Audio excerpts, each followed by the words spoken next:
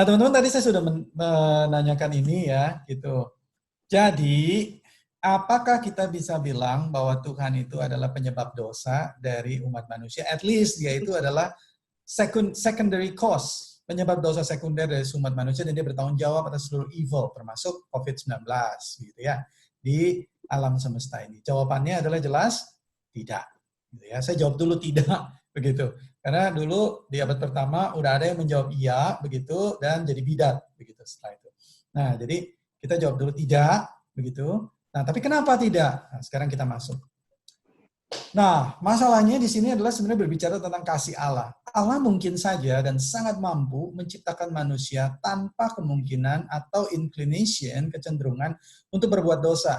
Mau bikin manusia, nggak punya kecenderungan berbuat dosa, begitu perfect 100%, gitu ya, quality control-nya jebret, begitu. Bisa nggak? Bisa. Tapi dengan demikian Allah akan menciptakan robot yang hanya taat pada program yang Allah ciptakan. Atau yang kalau kita pakai istilah ya prior coding lah, Allah udah coding begitu. Ya, dia tidak bisa menolak begitu, udah langsung begini. Nah, itu akan jadi robot, tidak jadi manusia. Yang Allah inginkan ialah manusia dengan kebebasannya mengasihi Allah dan memilih untuk mengasihi Allah. Ini ciptaan yang sempurna. Allah mau yang seperti itu. Kasih itu ditentukan oleh pilihan. Inilah Allah. Ia adalah kasih. Yang mau kita mengasihinya bukan karena dipaksa, diprogram atau di-coding, tapi karena kita memilih untuk mengasihinya. Nah, jadi kenapa Tuhan berikan free will di sini? Itu adalah satu potensi yang betul-betul memberi ruang bagi manusia untuk bisa benar-benar mengasihi Allah dengan tulus. Jadi sama seperti kita dengan pacar kita atau dengan istri kita, suami kita, begitu ya, dengan pasangan. Jadi kalau misalnya ada tiba-tiba ada orang datang gitu ya, pacar kita gitu, saya mau menikah dengan kamu, kenapa? Ternyata kita lihat di belakangnya ada pistol gitu, dia dipaksa gitu. Nah, apakah dia benar-benar mengasihi kita? Jelas tidak.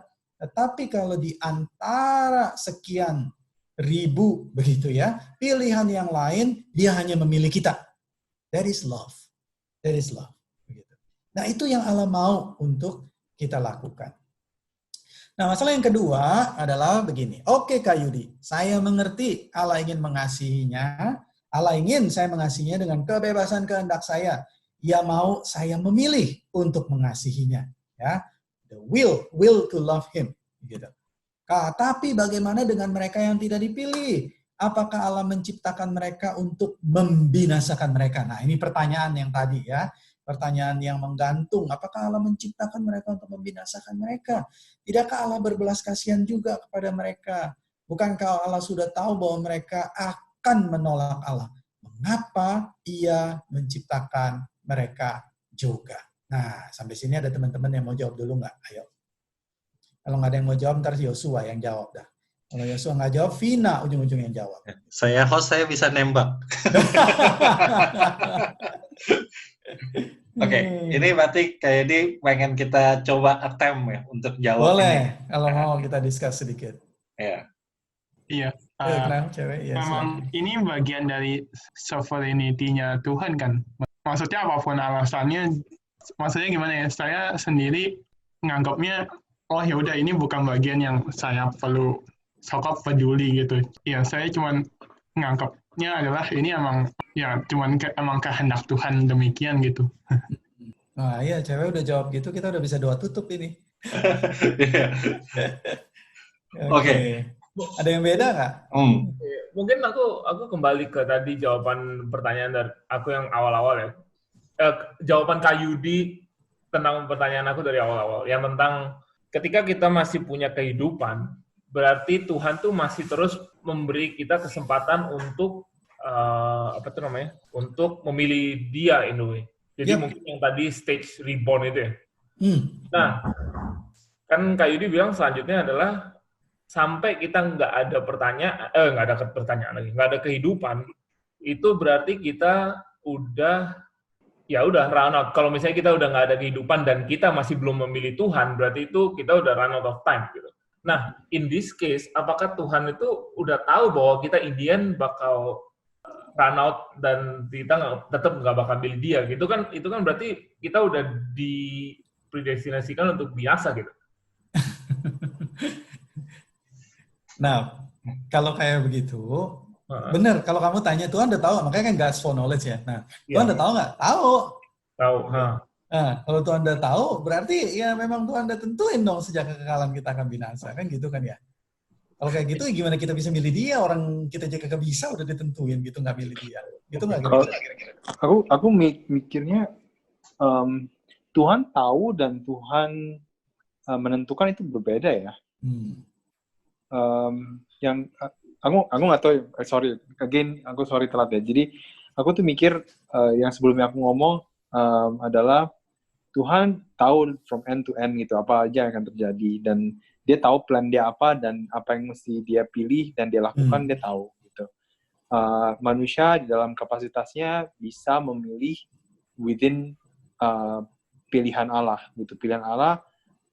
Jadi dia mungkin aku mikirnya dia bakalan lihat ada banyak nih scenario bisa terjadi nih, sama seperti yang waktu aku bilang Daud tanya sama Tuhan, kalau aku masuk aku bisa mati nggak gitu kan? Ya dia bilang ya kalau kau masuk kau mati, kau kalah gitu kan. Apakah kenyataan itu ada gitu. Kalau misalnya dia masuk dia benar-benar mati gitu. Tapi kan dia nggak masuk kan, dia milih untuk tidak masuk. Berarti kan dia bisa memilih untuk tidak masuk. Dan Tuhan nggak mungkin bohong gitu kan, karena kalau dia milih dia masuk, dia bakal mati gitu. Nah itu kenyataan juga. Jadi maksud aku skenario itu sudah terpampang gitu di depan Tuhan. Tuhan bisa memilih intervene di setiap junction dia mau sesuai dengan plannya dia. Jadi kita adalah bagian dari pilihan itu. Dia milihnya, maksudku aku mikirnya Tuhan memilih grand scheme gitu. Dan dia bakal ikut campur in every junction yang dia mau. Jadi kita di dalam skenario itu kita bisa berbuat banyak hal gitu. Tapi ya Tuhan tahu apa yang kita akan pilih eventually, tapi dia nggak menentukan apa yang kita pilih, tapi dia menentukan grand scheme of things-nya.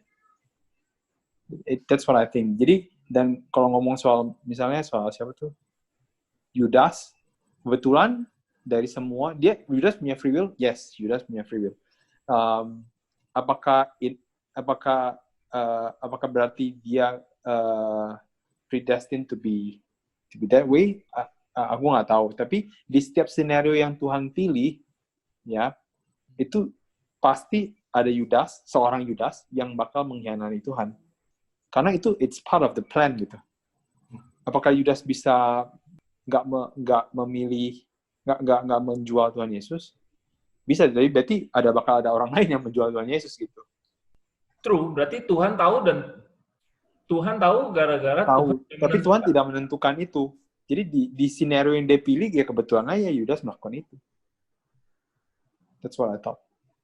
Tuhan pasti tahu lah, maksudnya dia kan tahu segalanya gitu kan.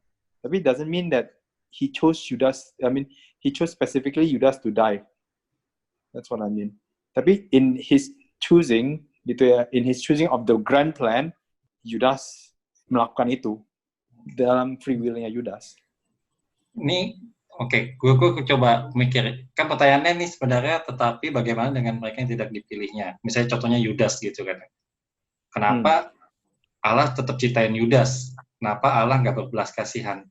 Ini kalau saya sih mikirnya lebih ke kayak Yohanes 21 tadi, lagi nyari ayatnya, lupa di mana.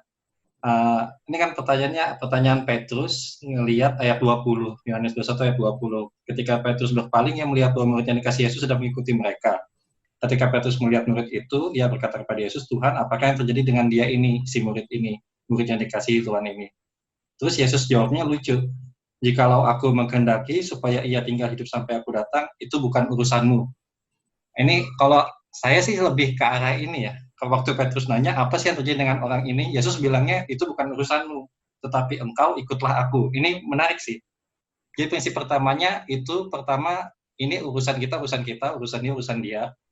Tapi urusan kita jelas, kita harus ikut Tuhan. Jadi kita harus menundukin diri ke will of God. Tapi bagaimana dengan mereka tidak dipilihnya? Ini kalau saya coba pikir pakai logika aja, ini kan sebenarnya kayak pertanyaan, kalau Tuhan nggak menciptakan mereka, apakah mereka punya chance buat kenal Tuhan? untuk bisa memilih untuk mengasihi Tuhan. Itu kan sama aja kayak ngomong, Tuhan tolong jangan kasih mereka chance buat ngapa-ngapain gitu. Take all of their existence gitu. Itu kayaknya lebih unfair sih kayaknya kalau menurut saya. Oke, menarik ini ya. Ini kita mencoba mengerti pikiran Tuhan yang begitu dalam dan luar biasa. Oke, kita lanjut dulu ya. Gitu. Ya, Maka oke. ini ada pertanyaan ini, mengapa ia menciptakan mereka juga, padahal dia sudah tahu bahwa orang-orang ini akan menolak Allah. Nah, kita coba lihat. Saya susah menjawab itu, maka saya biarkan Rasul Paulus yang menjawabnya. Tadi cewek udah menyebutkan sebetulnya, itu intisari sebetulnya yang cewek sebutkan tadi. Rasul Paulus di dalam Roma pasal 9 katakan, jadi hal itu atau pemilihan Allah atau predestinasi itu tidak tergantung pada kehendak orang atau usaha orang, tetapi pada kemurahan hati Allah. Sebab kitab suci berkata kepada Firaun, itulah sebabnya aku membangkitkan engkau, itu supaya aku memperlihatkan kuasaku di dalam engkau, dan supaya namaku dimasyhurkan di seluruh bumi. Jadi ia menaruh belas kasihan kepada siapa yang dikehendakinya, dan ia menegarkan hati siapa yang dikehendakinya. Ini tadi ayat yang kita kutip ya. Sekarang kamu akan berkata kepadaku, kata Rasul Paulus, jika demikian apalagi yang mau disalahkannya? Atau dengan kata lain, jika demikian, ya udah, siapa lagi yang mau disalahkan? Orang nggak ada yang bisa melawan Tuhan, gitu kan? Siapa yang bisa menentang kehendaknya? Maka Rasul Paulus melanjutkan. Dijawab begini sama Rasul Paulus, siapa kamu manusia? Maka kamu membantah Allah. Dapatkah yang dibentuk berkata kepada yang membentuknya, mengapa engkau membentuk aku demikian? Jadi Rasul Paulus ingin mengingatkan orang yang bertanya itu, kalau begitu, kenapa Tuhan ciptain? Udah nggak usah lah, Tuhan nggak usah ciptain kalau kayak begitu. Kenapa diciptain? Maka Rasul Paulus bilang, ingat kamu itu siapa? Mengapa, bisa nggak kamu berkata kepada Tuhan, mengapa engkau membentuk aku demikian? Rasul Paulus melanjutkan, apakah tukang periuk tidak mempunyai hak atas tanah liatnya untuk membuat dari gumpal yang sama, satu benda untuk dipakai guna tujuan yang mulia, dan satu benda lain dipakai guna untuk tujuan yang biasa. Apakah tukang periuk tidak mempunyai hak itu? Punya. Jadi itu bebas berdasarkan kehendak dirinya sendiri. Begitu. Dan Rasul Paulus menyimpulkan ayat 22. Jadi kalau untuk menunjukkan murkanya dan menyatakan kuasanya, Allah menaruh kesabaran yang besar terhadap benda-benda kemurkaannya yang telah disiapkan untuk kebinasaan. Justru untuk menunjukkan kekayaan kemuliaannya atas benda-benda belas kasihannya yang telah dipersiapkannya untuk kemuliaan, yaitu kita yang dipanggilnya. Jadi teman-teman, singkatnya, predestinasi itu malah mengungkapkan atribut-atribut Allah, kebesarannya, keadilannya, kasihnya, kesabarannya, hikmatnya. Jadi menurut Rasul Paulus, sebetulnya karena kita itu sudah jatuh di dalam dosa, dan kita ini si tanah liat itu, begitu ya, kita itu tuh udah salah, begitu. Kita tidak berhak untuk bertanya kepada si pencipta itu, kenapa kamu menciptakan aku demikian? Menurut Rasul Paulus demikian. Tetapi kita yang tidak berhak itu malah menikmati karya keselamatan dan anugerah dari Tuhan. Maka sebetulnya predestinasi atau election itu tujuan akhirnya adalah puji-pujian kepada Allah. Itulah yang sebabnya Rasul Paulus katakan betapa besar kasih karunia Allah. Kita itu tidak layak. Tidak ada satupun di antara kita di seluruh dunia ini yang layak di mata Tuhan. Tidak ada. Semuanya jatuh di dalam dosa, semuanya mati di dalam dosa.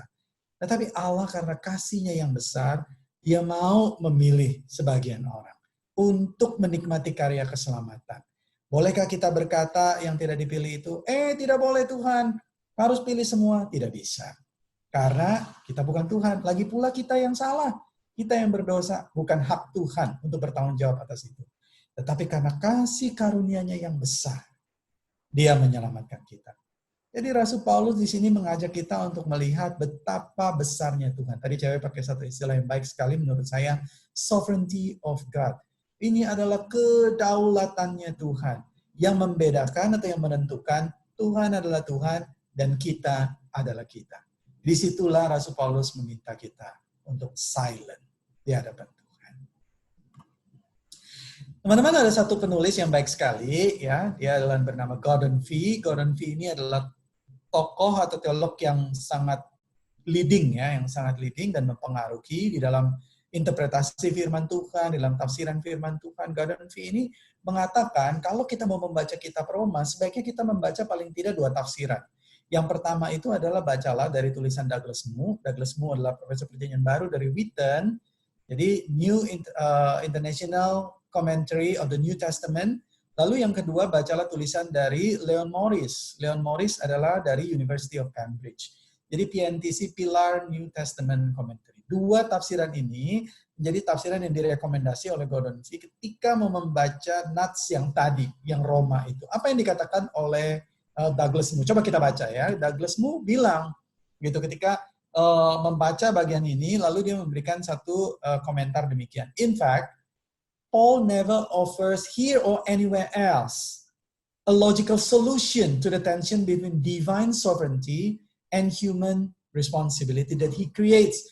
Jadi bagi Rasul Paulus, baik di sini maupun dimanapun, Rasul Paulus itu tidak memberikan atau tidak menawarkan satu logical solution. Dua-duanya harus ada, begitu.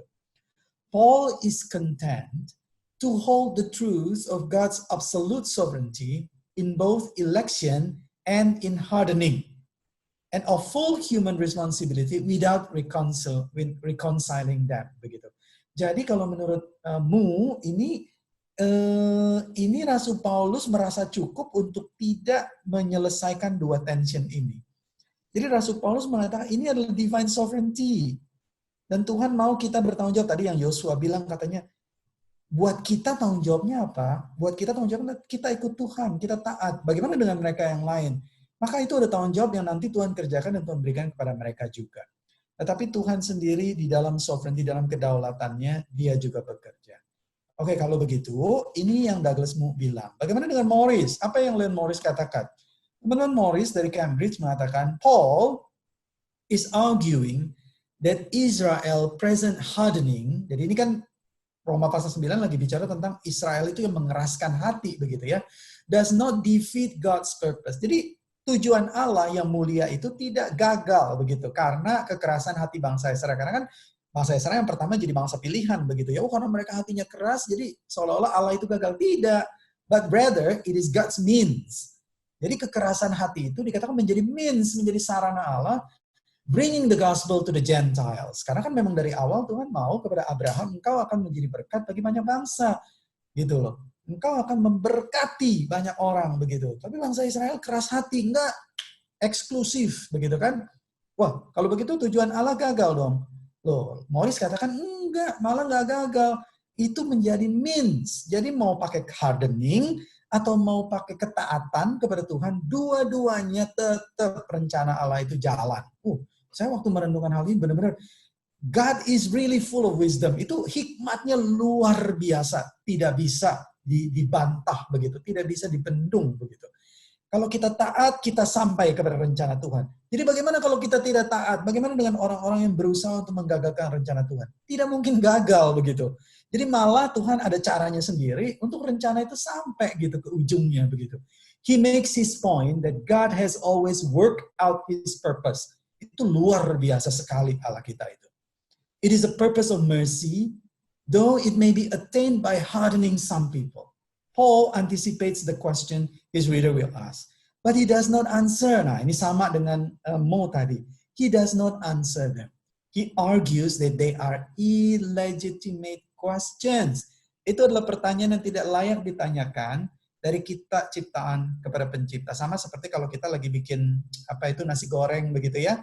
Tiba-tiba nasi goreng itu nyeletuk, kamu kok masukin telur kemari ya? Jangan pakai telur ini segala macam gitu. Dia protes sama kita. Nggak bisa, orang kita yang bikin begitu. Dia nggak punya hak sama sekali. Questions that a creature has no right to ask of the Creator. Begitu kira-kira. Nah, teman-teman, kita masuk sampai kepada aplikasi. Jadi pertanyaannya adalah, what is it for me? Yang pertama, be thankful to God. Ya, kita bisa menerima anugerah keselamatan di dalam Kristus, itu bukan karena kita baik. Bukan juga karena papa mama kita. Begitu ya. Bukan juga karena ada lingkungan dan lain sebagainya, karena kita cukup baik, itu berada di lingkungan yang baik. Bukan. Begitu. Karena in the first Adam, we deserve judgment. And yet God put the judgment on the second Adam, Christ Jesus, our Lord and Savior. Dia menderita, menggantikan kita. We deserve hell, but He gave us heaven. Itu the seal of the Holy Spirit. Jadi kita itu menerima keselamatan semata-mata karena kasih Tuhan. Kasih karunia Tuhan yang melimpah-limpah itu. Dari kekal sampai kekal, Dia mencurahkan kasih-Nya kepada kita. Jadi kita perlu be thankful to God. Yang kedua, be diligent in working out your salvation. Yang dari Tuhan. Jadi tetap kerjakan keselamatan dari Tuhan itu dengan takut dan gentar. Kita tidak pernah tahu 100% apakah kita orang pilihan atau tidak. Tadi Dodo mengatakan, wah syukurlah pokoknya saya orang pilihan begini. Dari mana taunya Dok? Nah begitu ya. Nah ini dari mana taunya? Ada ciri-cirinya memang orang pilihan itu. Paling tidak ada 2 cirinya ya.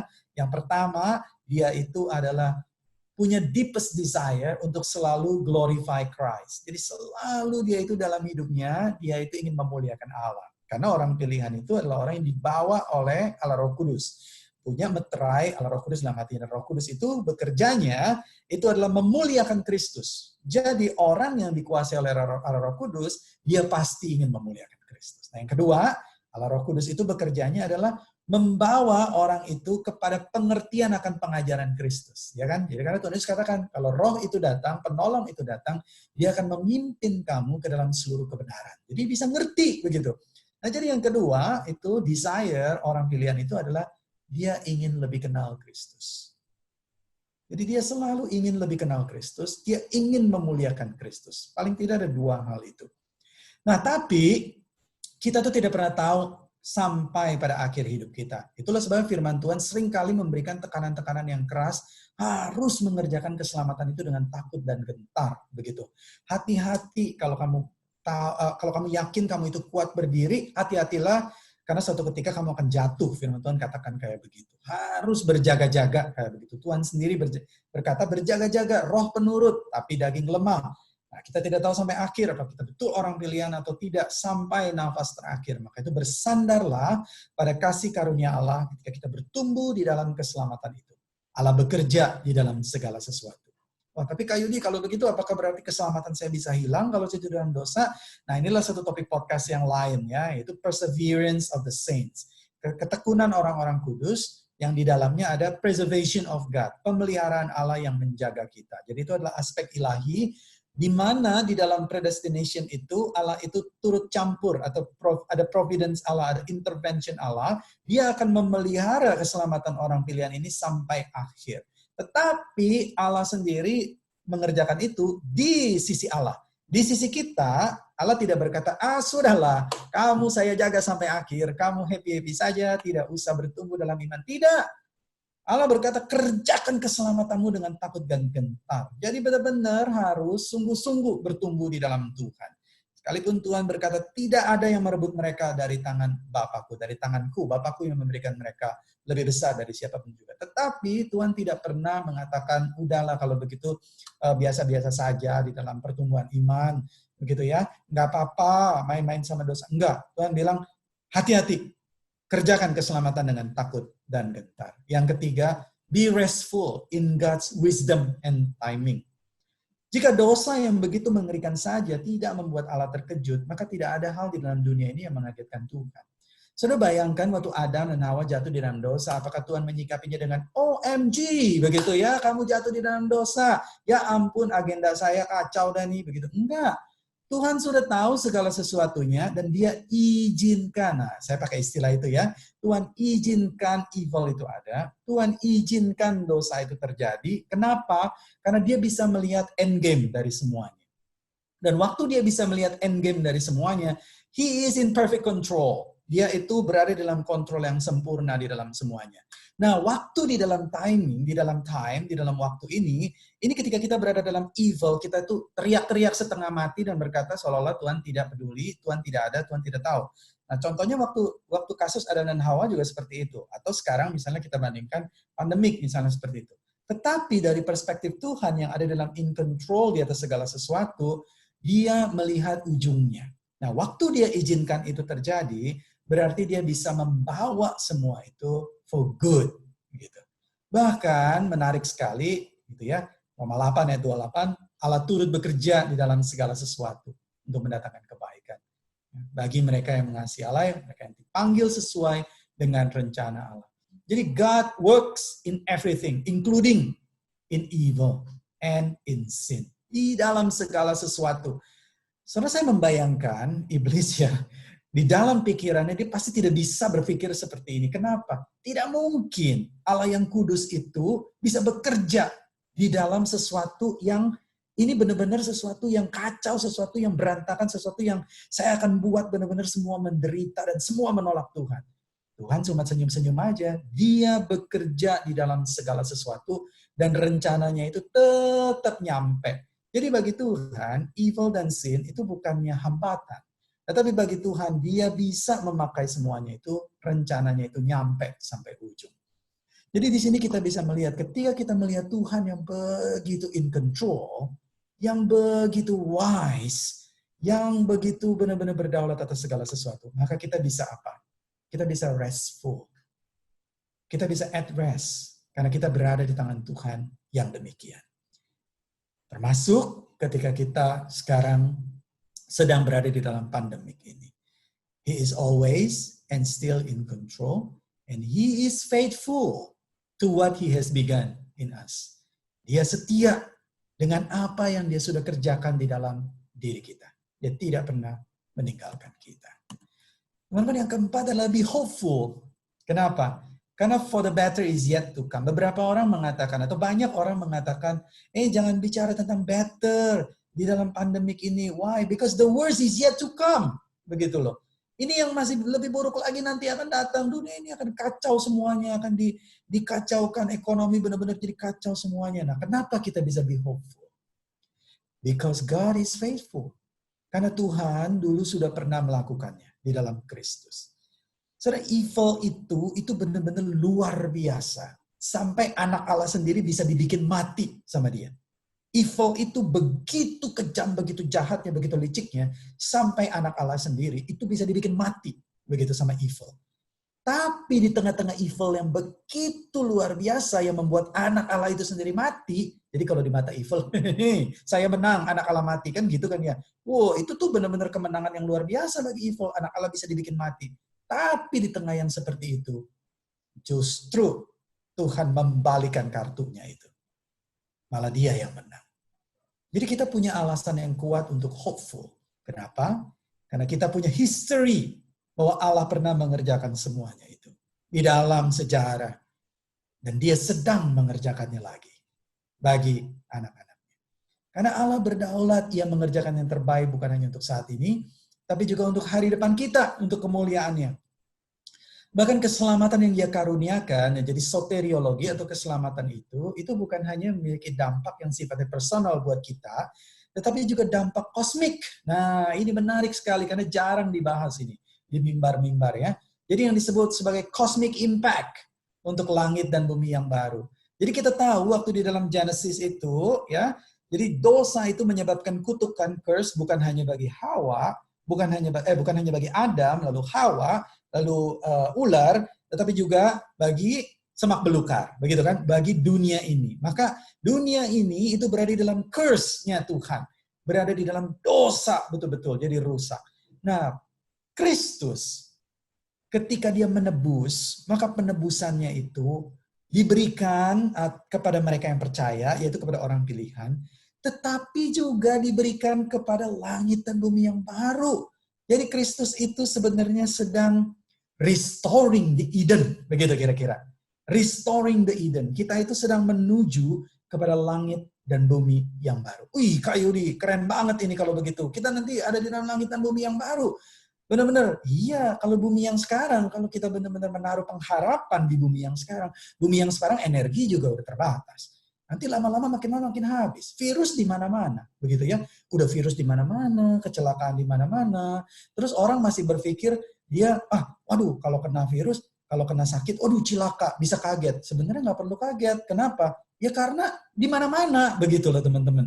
Karena memang very unpredictable, begitu. Very fragile, begitu. Karena hidup itu begitu fragile, begitu di dalam dunia ini. Nah, di langit dan bumi yang baru itu, yang tadi Vin tanya itu ya, itu tentang kekekalan bersama dengan Tuhan. No virus, no evil, no sin. Yang ada hanya kita bersama dengan Tuhan. Udah ngapain aja Kak Yudi? Wah, itu paling seru kalau dibahas di podcast, gitu ya, sesi yang baru nanti itu. Ngapain aja kita di langit dan bumi yang baru? Jangan-jangan kita nyanyi terus begitu bersama dengan Magnificat. Kak Yudi, saya nggak bisa nyanyi. Nah, itu yang perlu kita bahas nanti ya. Ngapain itu di sana? Ini adalah sebuah penantian eskatologis, teman-teman. Cosmic redemption. Kalau kita nggak punya konsep ini, aduh, saya tidak tahu apa yang terjadi. Kita hidup hanya sampai di sini, kita itu benar-benar pengharapan hanya kepada matter, hanya kepada nature yang ada sekarang, itu benar-benar kasihan. Kasihan sekali. Kita itu harus punya yang namanya continue hope, begitu. Jadi satu pengharapan yang continue, bahwa matter ini, nature ini akan berlanjut, begitu. Ketika Kristus menebusnya, dia itu merestore, terus-menerus merestore. Sehingga itu akan terus-menerus bumi itu disempurnakan. Langit dan bumi yang baru, glorious. Nah, yang terakhir, be merciful to others, ya, berbelas kasihan kepada orang lain. As God has shown His mercy to you. Nah, biarlah kasih Tuhan itu mengalir melimpah di dalam hidup kita. Kita sudah menerima karya keselamatan dari Tuhan. Bahkan kita juga sudah menerima pemeliharaan dari Tuhan. Janji Tuhan akan langit dan bumi yang baru. Roh Kudus yang terus menyertai hidup kita.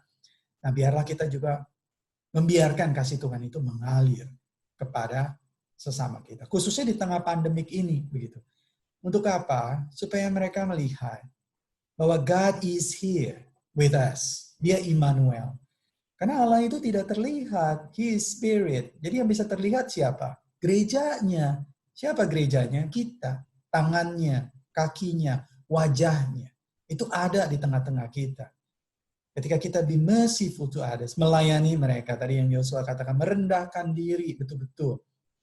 Berbagi hidup bersama dengan mereka. Kita itu menjadi Kristus bagi mereka, sebetulnya. Kita itu betul-betul hadir bagi mereka. Dan mereka betul-betul bisa melihat Christ is in His church.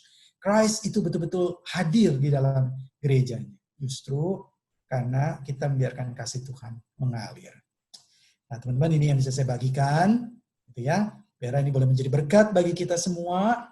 Kita bisa terus bertumbuh di dalam Tuhan, makin mengagumi karya Tuhan yang begitu besar di dalam hidup kita, makin memuliakan Dia di dalam hidup kita, makin mengasihi sesama. Tuhan memberkati kita. Amin.